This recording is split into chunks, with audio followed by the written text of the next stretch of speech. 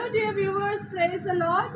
In my previous videos, I have explained you all dear listeners and especially the teachers, the beginners, the professional lesson planning, and this video is just a quick review of all that what we have discussed so far, so that in my upcoming video right after this I could be implementing all the steps of the professional lesson planning while teaching the grammar lesson. So whenever the teachers have to plan the lesson, they sit with their content a day before and they go through it, they understand it completely, and then the first thing which they do is they need to be having the clear aims and objectives of that lesson before they enter the class. And if you want to review and revise what are the aims and objective and how are they set, you can go and see my video on the aims and objective.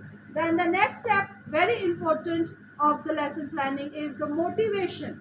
How to motivate the students towards that lesson that I have to teach. Now there are two ways of motivation. One is when we are going to start a lesson, new lesson with the students, then we need to be taking something from known to unknown. And all those who are listening to me now for the first time, they can just check my video on the motivational tips which I had shared with the students, especially in the low resource classrooms. Many of my colleagues and my friends are asking me and suggesting me to make the PowerPoint presentations for the teachers. But I would say in our country, most of the schools are there not using any kind of e-teaching nor any resources, latest technology based resources. So the creativity is that even having the less class, how to make my teaching creative. That is actually the purpose of mine. Otherwise, with the gadgets and with the media and with the internet, anybody can teach creatively, but actually in reality these resources are not present in our classrooms.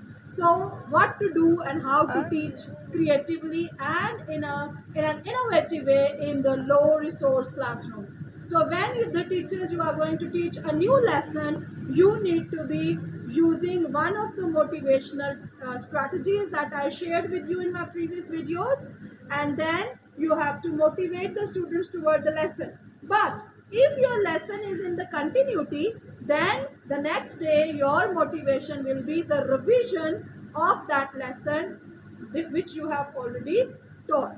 So I hope I am clear that if the lesson is new, then you have to motivate the students from known to unknown by following any of the strategies that I shared with you. But if you have started your lesson and the lesson is continued, then your motivation will be the revision of the part of the lesson which has already been told.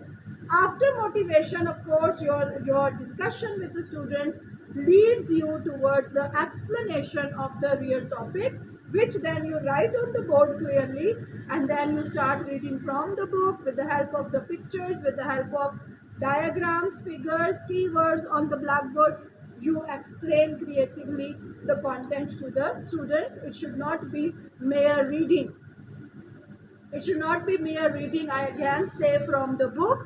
But when the teacher has planned the lesson, she already knows what are the most important points to be known by the students, what are just the examples the material should know, and what are just the additional information we give as nice to know. So all those who want to see my videos on the explanation part, they can also check that and recall the content. Now, the last very important thing is that teacher should not be leaving the class without summarizing the whole content.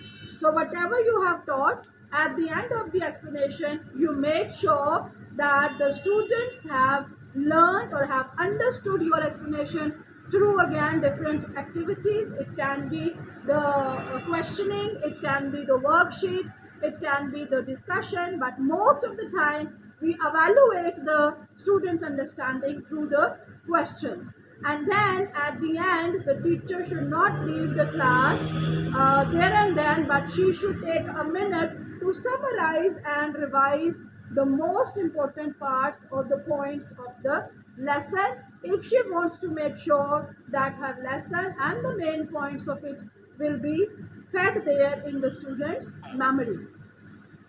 So these are the steps of the professional lesson planning: your aims and objectives, motivation, explanation, the activity, how to check the student's understanding, and the last is summarizing the lesson. So by following all these professional steps, I assure you, dear teachers, you are really going to rock and your students will definitely enjoy your lesson.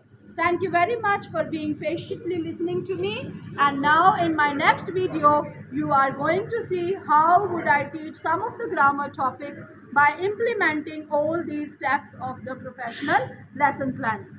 Till then, take great care of yourself. Thank you.